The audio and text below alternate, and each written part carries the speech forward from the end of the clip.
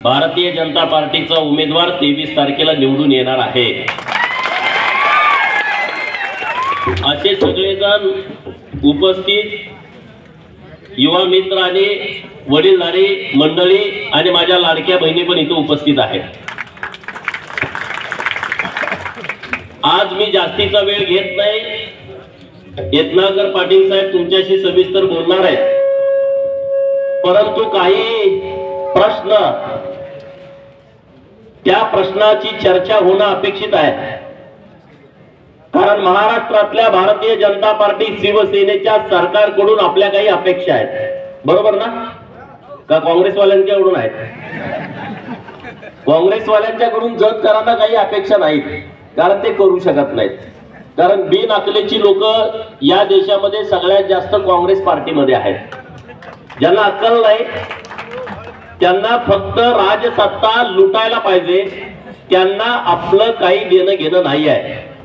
आज केंद्र सरकार आणि राज्य सरकारच्या माध्यमातून जत तालुक्यामध्ये जे काही विकासाचं काम झालंय त्यापैकी पहिलं काम आहे 2000 कोटी रुपये आपल्या विस्तारित मैशाळ योजनेला सरकारनं मंजूर केले। त्याचं काम सुरू आहे, त्याचं टेंडर झालंय, झालं की नाही?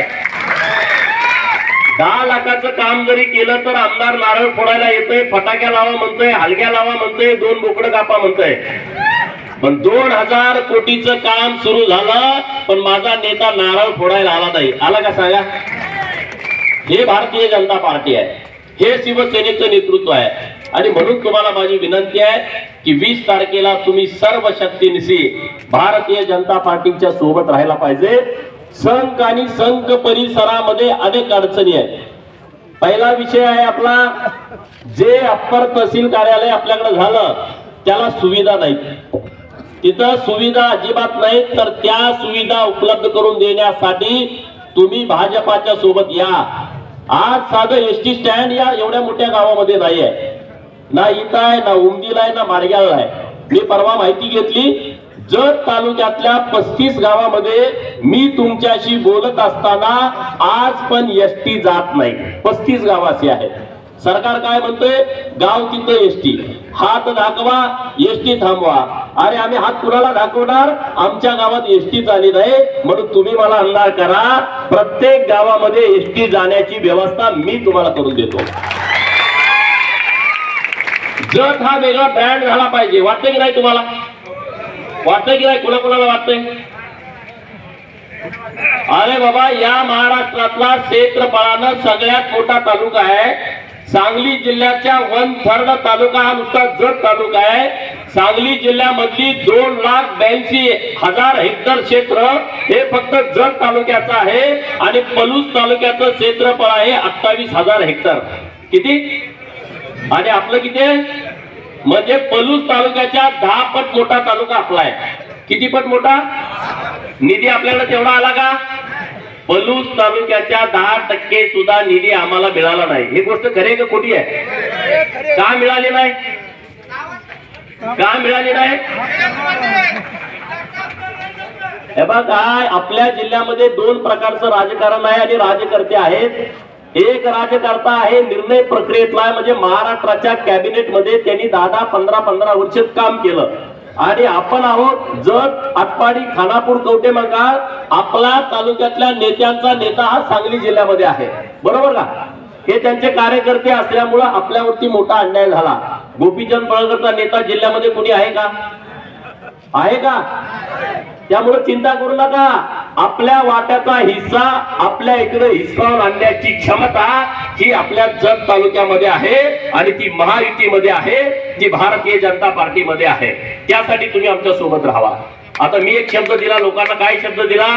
की जत तालुक्यातलं शेवटचं गाव समजा बालगाव आहे, हळदी आहे, उमदी आहे, सोनलगी आहे, सुसलाद आहे, इकडे गिरगाव आहे, बिबरगी आहे, ही जी गाव आहेत पूर्व भागातली, तिथून 180 किलोमीटर सांगली आहे।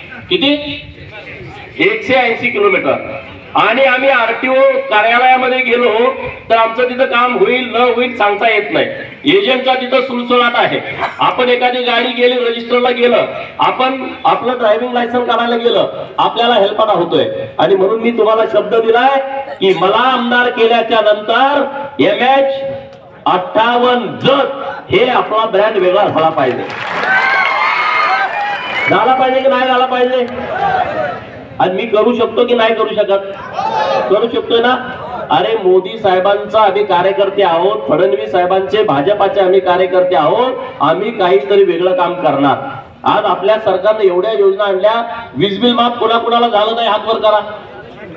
माफ झालं नाही असं कोण कोण आहे इथं? माफ झालं असं कोण कोण आहे? सगळं माफ झालं की नाही? तुम्ही आज संध्याकाळी काँग्रेसमध्ये जे आपले शेतकरी मित्र आहेत त्यांना जाऊन भेटा. त्यांना म्हणा तुमचं वीज बिल माफ किती झालं त्यांना विचारा.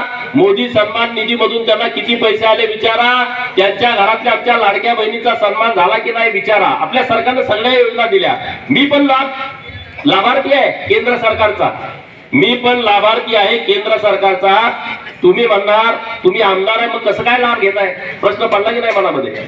आमदारांनी लाभ घेतला पाहिजे का? नाही घेतला पाहिजे. ज्याची परिस्थिती चांगली आहे त्याला लाभ घेतला नाही पाहिजे. परंतु मी लाभार्थी आहे नरेंद्र मोदी साहेबांचा. कारण मी कोविडच्या काळामध्ये 2 डोस लसीचे घेतलेले आहेत आणि ते मी 1 रुपया पण दिलेला नाही. मी लाभार्थी आहे. सोनियाजी गांधी मॅडम त्या पण लाभार्थी आहेत. त्यांनाही 2 डोस दिलेत. राहुल गांधींना 2 डोस दिले. शरदचंद्र पवारांना 3 डोस दिले. 1 बूस्टर डोस दिलाय की नाही? ते सगळे लाभार्थी आहेत. तरी सुद्धा म्हणते नरेंद्र मोदी साहेबांच्या वरती ते टीका करतायत. मित्रांनो हे कुठंतरी थांबलं पाहिजे. जत तालुक्यांचा सर्वांगीण विकास करण्याची जबाबदारी आज भारतीय जनता पार्टीकडे आहे. आज तुमच्यात वातावरण घडवून करण्याचं काही लोक काम करतायत. म्हणे गोपीचंद निवडून आल्यानंतर दादागिरी होईल. तुम्हाला वाटतंय का? मी गुंड वाटतो तुम्हाला? वाटतंय? कोणाकोणाला वाटतंय सांगा?